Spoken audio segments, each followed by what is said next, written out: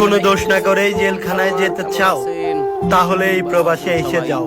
ভোর না হতেই কাজে যাওয়া আর সূর্যাস্তের পরে বাসায় ফেরা এবং পরিশেষে ক্লান্ত দেহটা নিয়ে বিছানায় শুয়ে পড়া।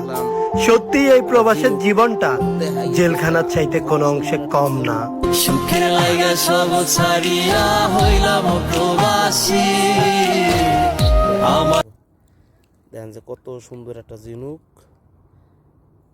এই যে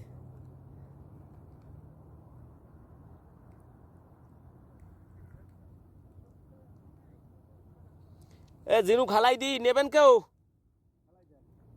হালাই দিমু, যা।